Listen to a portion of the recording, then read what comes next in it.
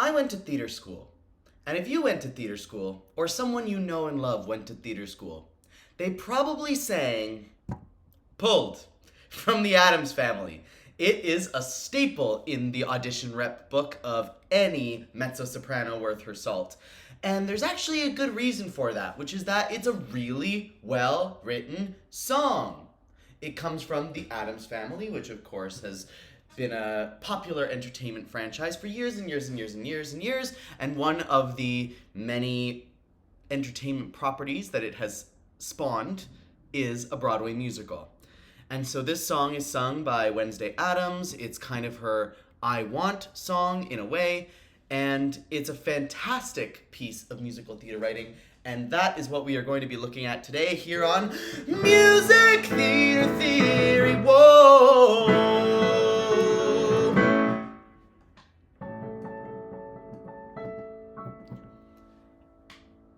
What I find so fascinating about this song is a few things. The first one is the pop song structure. The second one is the playing between major and minor.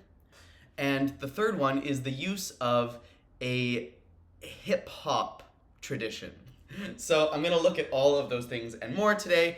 The point is that all of these things are coming together to tell the story of Wednesday Addams, the gloomy, gloomy Wednesday Addams, going from gloomy, sad, shut-in to happy, cheerful teenage girl in love for the first time. We start the song like this.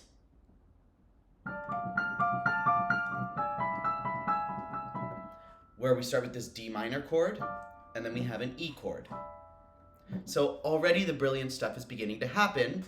Another example of a place in music where we hear D and then E is this.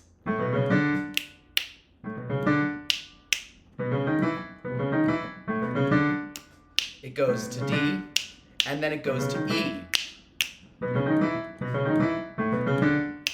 And that, of course, is the Addams Family theme song. So Andrew Lippa, who wrote the music and lyrics for the Broadway musical, is doing something really clever here. When we adapt a well-known story or a well-known set of characters for the musical theater, we have to be aware of the musical material that audiences already associate with these characters and this story.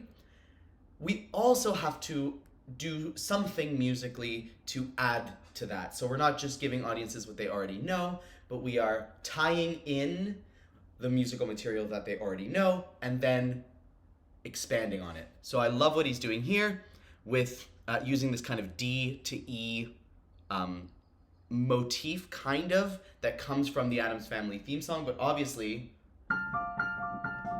it's played in a totally different way. Then Wednesday comes in. She sings, I don't have a sunny disposition. I'm not known for being too amused. My demeanor's locked in one position. See my face, I'm enthused. This is a super strict minor melody. We've got perfect eighth notes. I don't have a sunny disposition. There's no syncopation. There's no color to the rhythm. It's just straight. Every single word lands right on the beat. I'm not known for being too amused. See my face, I'm enthused. Right on the beat. Very strict.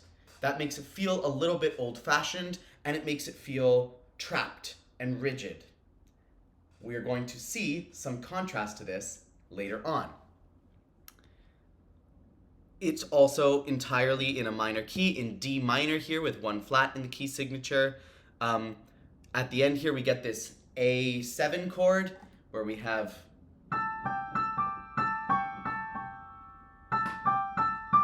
those are the first four eighth notes there, which create this suspension, that tension, that then resolves to the A7 chord, and the A7 chord leads us right back to D minor. So we start off on D minor, we end on this A7 chord that leads very nicely back to D minor. So we have this very solid minor key feel for this section and a very strict rhythm.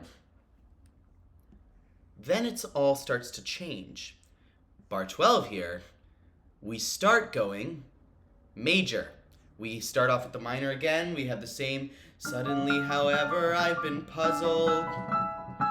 Then we get this F sharp. There is no F sharp in D minor. D minor uses F naturals, but D major uses F sharps. So suddenly we're getting this F sharp. Here we're going to a G major chord, which uses a B natural. Remember, the key signature has a B flat in it. Using a B flat, we would get G minor with a B flat, but instead we have a B natural there, which makes it major. Anytime a composer puts something in the music that is a note outside of the key signature, that's intentional. That means something. It's important that that chord is major. It doesn't just happen to be major because of the key signature. It's important that it's major. And we end up on this C chord, this like C9 chord, or like B flat over C kind of. I think I know why. Da, da, da, da, da, da.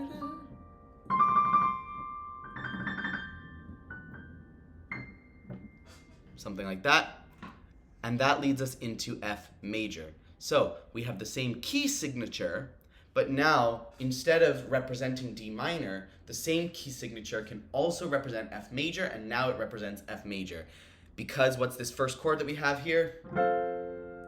F major. And every single one of these chords is a major chord. We have F major, then we have, oh, I stand corrected, that's actually A minor. It sounds like C major though, because it's got all the notes of C major. We just also have an A on the bottom. So we have F major, and then kind of C major, then E flat major, B flat major. All of these are major chords. Compare that to back here where we had, D minor. So we've gone from minor to major now as she sings about being pulled in a new direction. We started getting the major when she said, suddenly, however, I've been puzzled. Compare that to when she was saying, I don't have a sunny disposition, this is the way things are, when it was strict and in a minor key. She said, suddenly I've been puzzled. We started to get that major. We got that F sharp from the D major. We got the B natural from the G major. It led us to the C major, which led us to the F major here. And now we're in a new section. She sings about how she's being pulled in a new direction. And instead of having minor chords, we have almost entirely major chords there. The other big change is the rhythm. Look at this. Look at all these 16th notes. Where do those come from? Before, remember, it was perfect 8th notes. Da da da da da da da da da da. Now, we have pulled in a new direction. But I think I like it. I think I like it. That's the rhythm that's written. But I think I like it. I think I like it. It's funny because you would think of Wednesday Addams being alone in her room listening to the armchair music of Eric Satie or the minimalist piano of like a Philip Glass or something. And that's kind of what it sounds like at the beginning.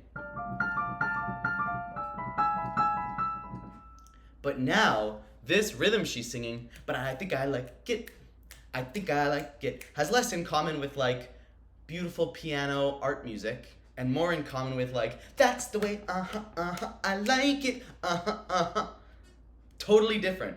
She's embracing a more pop feel with that syncopation, with that less strict rhythm, and these big major chords. We also get these trills here when the bird responds. I mean, I mentioned this in my recent video on Greenfinch and Linnetbird from Sweeney Todd. There is often a high trill that represents birdsong in music.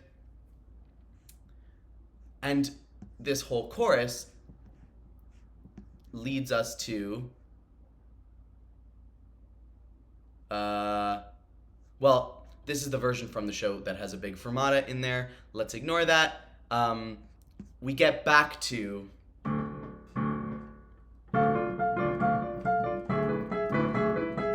the minor key here for the next verse. And then again, it leads us to the C major sound here. This has got me pulled in a new direction, which leads us back to the F major. So it's the exact same thing a second time.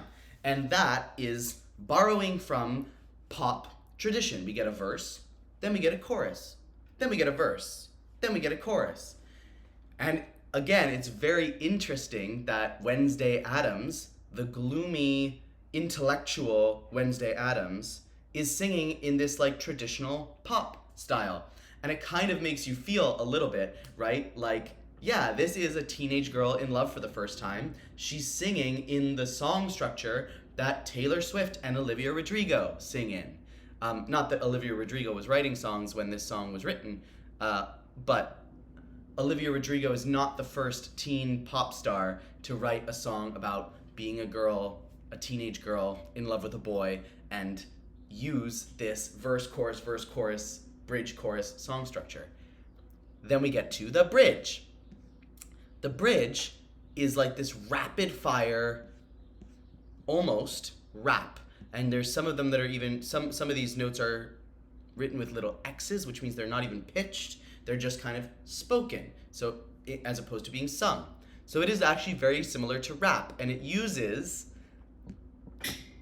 kind of a hip hop tradition, which is to have the bridge in a hip hop song or an R&B song is often rapped. For an example from musical theater, you can look at Helpless from Hamilton, where we have verse, chorus, where Eliza's singing, and then Hamilton comes in for the bridge and raps, "Eliza, I don't have a dollar to my name." This is kind of similar to that. Not that Wednesday Addams is like particularly cool, so she's not rapping very well. She's rapping in a very kind of strict and uptight way. Puppy dogs with droopy faces, unicorns with dancing mice. But you can see the melody disappears. It's all one note. Bup, bup, bup, bup, bup, bup, bup, bup, bup, bup, bup, bup. And then we go up for like one note and then back to the same note. Bup, bup, bup, bup, bup, bup, bup. And it's all about the rhythm here, which evokes for me the vibe of hip hop. And remember how like different that is from what you would expect Wednesday Addams to be listening to. This like classical tinkly piano. Now she's like basically rapping. She's not doing a very good job of it, and she's new to it. But something about being in love with this boy is making her feel like she wants to embrace these styles of music that she has never embraced before. So we're using the style of music itself in the writing of this song. We're using the style of music itself to tell us a story about the character. We're also using the difference between major and minor. The verses are minor when she's singing about how she doesn't have a sunny disposition and this is how it's always been. But then we go major when she's singing about the boy that she's in love with and how that boy makes her feel like she's being pulled in a new direction and wants to embrace something that's totally different than anything she's ever embraced before. Then, of course, classic musical theater, let's get a big key change in here. We go from F major, which has that B flat in the major scale. We go up a semitone to G flat major, and then we get more rapping style bridge section, and then we go up another semitone to G major with that one sharp. Ooh, my laptop almost fell over. That would have not been great. We get the one sharp to G major. Also, I don't know if you can hear the sirens wailing. I'm in New York City, which we love how loud and noisy this place is. It's where everything happens. We're in G major here, which is, again, up another semitone. So we've gone up 2 semitones throughout the course of that bridge. We're really escalating. And here she says, "I'll stop resisting." There's a moment in every song, every well-written musical theater song, where a character makes a decision or where the emotional journey that they've been going on comes to a head. In this song, I think it's that line, "I'll stop resisting." It comes right after the key change. Oftentimes, a key change represents an emotional change in the character if the writing is really smart and thoughtful. Here, there's a very clear emotional change where she goes, "I'm going to stop resisting this, and I'm gonna let myself be pulled in this new direction. And then at the very end, she gets to sing a couple high notes to celebrate her new exciting decision. She goes all the way up to a D. You better by do what's truly taboo, as I'm pulled in a new direction. And we end with this triplet, which feels very triumphant. Compare it to, it could be straight quarter notes, which would sound something like this, which is lovely, but with the triplets we get this like bum bum bum bum. It feels very triumphant, and we are really excited to cheer for Wednesday Addams throughout the rest of the musical, even if we've never seen the Addams Family before. And that's what I really want you to internalize about this song. The Addams Family is an incredibly popular franchise. We all know Wednesday Addams, and everybody already knew Wednesday Addams before this musical was on Broadway. Andrew Lippa was tasked with taking this character who was iconic, but finding the version of that character who would be in this Broadway musical. And what is important to the Wednesday Addams of the musical. And also, if there is somebody in the audience who's maybe heard of the Addams Family, but hasn't seen any of the TV shows or the movies, how do we get that audience to cheer for Wednesday Addams without rehashing things that the audience who already knows Wednesday Addams will already know about her? So we've got this really cool blend of the D to E idea, the musical idea of going from D to E that we stole from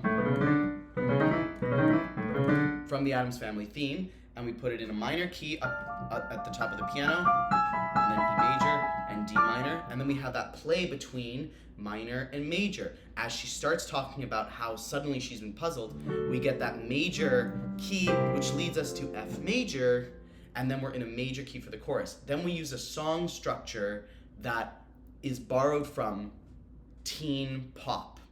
And then finally we get like a hip hop style bridge. Even though Wednesday Addams actually doesn't know anything about hip hop, it wouldn't make any sense for her to come out rapping really well. But she raps in this very like uptight, strict way, but it's still a rhythmic bridge that borrows the ideas from hip hop and shows us how far outside of her comfort zone Wednesday Addams is willing to go. It is really, really character-specific writing. It's very nuanced writing. It uses musical ideas to tell a really interesting story, and that is why it's sung so much at auditions. I hope you thought this was interesting. If you want to support the Patreon, there's a ton of cool stuff over there. You can check it out at the link in the description. That's the best way to support the channel. And of course, come back and watch more content. I'll see you soon. This has been Music Theater Theory. Whoa!